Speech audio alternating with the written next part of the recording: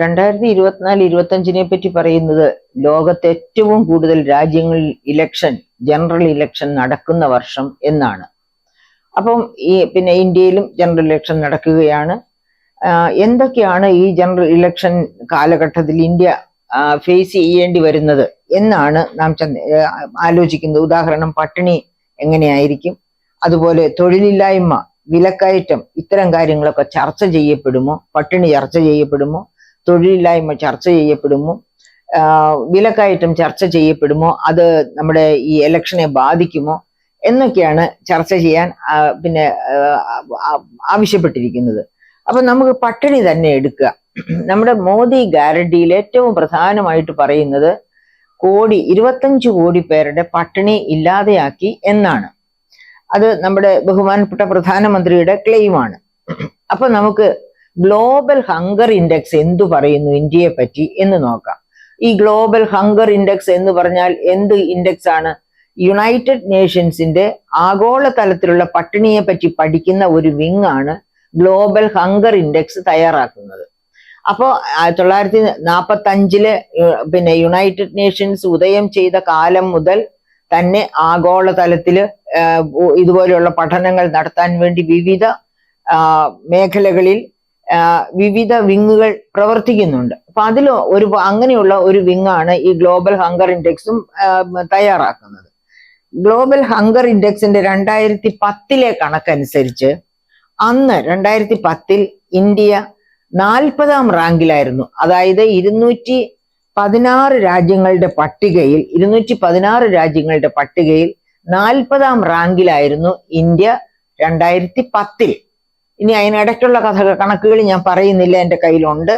2023 കണക്ക് നോക്കാം നമുക്ക്. 2023 കണക്കനുസരിച്ച് ഇന്ത്യ 111ാം റാങ്കിലേക്ക് പോയിരിക്കുന്നു. അതായത് 40ാം റാങ്കിലായിരുന്ന ഇന്ത്യ 111ാം റാങ്കിലേക്ക് പോയി എന്ന് പറഞ്ഞാൽ നമ്മളുടെ രാജ്യത്ത് പട്ടിണിയിലേക്ക് വഴുതി വീണ ഒരുപാട് കൂടുതൽ പേരുണ്ട് എന്നാണ് അതിന്റെ അർത്ഥം.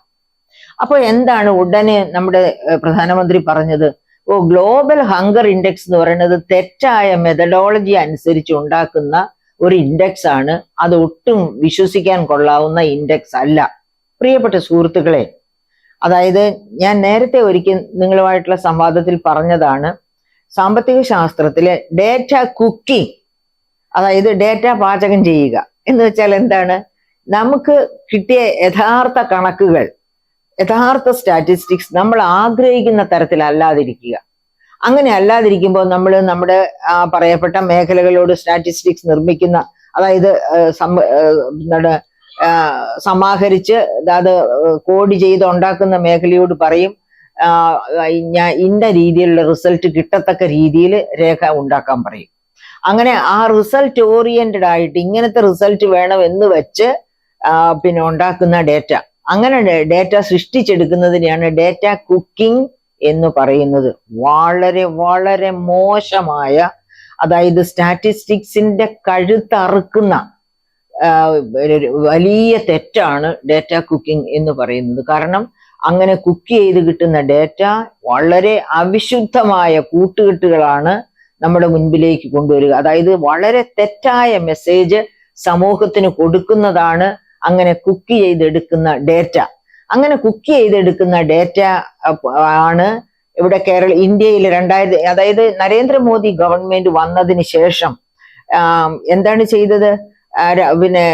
മൻമോഹൻ സിംഗിന്റെ കാലത്ത് ശരാശരി rate of growth, GDP growth 8% മുകളിൽ നിന്ന വർഷങ്ങളുണ്ട്. ശരാശരി ഗ്രോത്ത് തന്നെ വളരെ ഉയർന്നതായിരുന്നു. പക്ഷെ ആ ഉയർന്ന ഗ്രോത്ത് നേടിയെടുക്കാൻ പറ്റാതെ വന്നപ്പോൾ നരേന്ദ്രമോദി ബേസ് ഷിഫ്റ്റ് ചെയ്തു. 2004-05 എന്നുള്ള ബേസ് 2011-12 ഷിഫ്റ്റ് ചെയ്തു.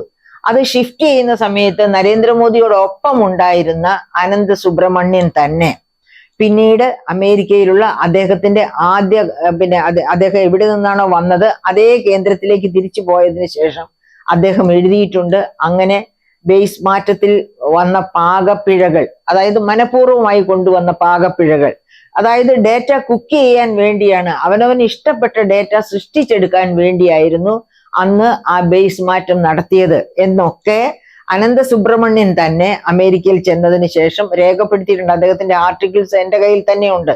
അത് അങ്ങനെയുള്ളതൊക്കെ കാണിച്ചെഴുതിയ ലേഖനങ്ങൾ. അപ്പൊ അങ്ങനെ ഇരിക്കുന്ന ഒരു ഗവൺമെന്റ് ആണ് ഈ ഗ്ലോബൽ ഹങ്കർ ഇൻഡെക്സ് 2003 വന്നപ്പോൾ, അതായത് ഇന്ത്യ 40ാം റാങ്കിൽ നിന്ന് 111ാം റാങ്കിലേക്ക്, 116 രാജ്യങ്ങളിൽ 111ാം റാങ്കിലേക്ക് എത്തുക എന്ന് വെച്ചാൽ ഇന്ത്യയിലേക്കാൾ കൂടുതൽ പോവർട്ടിയുള്ള എത്ര രാജ്യങ്ങളുണ്ടെന്നാണ് വരുന്നത്? 11 കഴിഞ്ഞാല് 16 വരെ എന്ന് പറയുമ്പോൾ നമ്മളെക്കാൾ പട്ടിണിയുള്ള 5 രാജ്യങ്ങളെ ലോകത്തുള്ളൂ എന്നാ വരുന്നത്. ആ നാണക്കേട് ഏറ്റുവാങ്ങാൻ ഇഷ്ടമില്ലാത്തത് കൊണ്ട് അവരുപയോഗിച്ച മെത്തഡോളജി തെറ്റാണ്, ആ മെത്തഡോളജി അല്ല വേണ്ടത് എന്ന് പറഞ്ഞുകൊണ്ട് സ്വന്തം മെത്തഡോളജിയില് പിന്നെ ഇവിടെ ഉണ്ടാക്കി 25 കോടി പേര് പട്ടിണിയിൽ നിന്ന് മുക്തി നേടി എന്നൊക്കെയാണ് ഇവിടെ മോദി ഗവൺമെന്റ് പ്രഖ്യാപിച്ചുകൊണ്ടിരിക്കുന്നത്. അങ്ങനെയാണ് പറയുന്നത്, മോദി ഗ്യാരണ്ടി എന്നൊക്കെയുള്ള പിന്നെ പേരൊക്കെ ഇട്ട് അതിനെ ഗ്യാരണ്ടിയൊക്കെ ഇട്ട് വിളിക്കുന്നത്. വിശ്വസിക്കുന്നവർ വിശ്വസിക്കുക. പക്ഷെ ഇന്ത്യക്കാരെ നിങ്ങൾ അത്ര പാവങ്ങളായി പോകല്ലേ, അത്ര യുക്തിഹീനരായി പോകല്ലേ. ഡേറ്റ കുക്ക് ചെയ്യുന്നവരെ വളരെ സൂക്ഷിക്കണം. അവര് ആരെയും തെറ്റിദ്ധരിപ്പിക്കത്തക്ക രീതിയിലുള്ള ഡേറ്റ സൃഷ്ടിച്ചെടുക്കുകയാണ് ചെയ്യുന്നത്. അങ്ങനെ സ്വന്തം ഇമേജാണ് അവർ ഉയർത്തിപ്പിടിക്കുന്നത്. നിങ്ങളുടെ ആരുടെയും ഇമേജ് അല്ല, നമ്മുടെ ആരുടെയും ഇമേജ് അല്ല എന്നോർക്കണം. നമ്മുടെ വെൽഫെയറിന് വേണ്ടിയല്ല അത്തരം ഗവൺമെന്റുകൾ പ്രവർത്തിക്കുന്നത്. അവർക്ക് അവരുടേതായ ഗൂഢ ലക്ഷ്യങ്ങളുണ്ട്. ആ ലക്ഷ്യപ്രാപ്തിക്ക് വേണ്ടി എത്ര ഹീനമായ മാർഗവും അവർ സ്വീകരിക്കുമെന്ന് വേണം നാം കരുതാൻ. അതായത് ഞാൻ ഇത്രയും രൂക്ഷമായി പ്രതികരിക്കേണ്ടി വരുന്നത് ഗ്ലോബൽ ഹങ്കർ ഇൻഡെക്സ്, ആഗോള തലത്തിൽ ദശാബ്ദങ്ങളായി ഉപയോഗിച്ചിരിക്കുന്ന ഗ്ലോബൽ ഹങ്കർ ഇൻഡെക്സിന്റെ മെത്തഡോളജി തെറ്റാണ്, അവർ പറയുന്ന ഹങ്കർ നമ്പർ തെറ്റാണ് എന്ന് പറഞ്ഞതിന്റെ പേരിലാണ്. അതെനിക്ക് ഉൾക്കൊള്ളാൻ പറ്റില്ല. അതുകൊണ്ടാണ് ഞാൻ അങ്ങനെ പ്രതികരിക്കേണ്ടി വന്നത്. ഇനി നമുക്ക് നോക്കാം, ഗ്ലോബൽ ഹങ്കർ ഇൻഡെക്സ് അങ്ങനെ പറഞ്ഞു.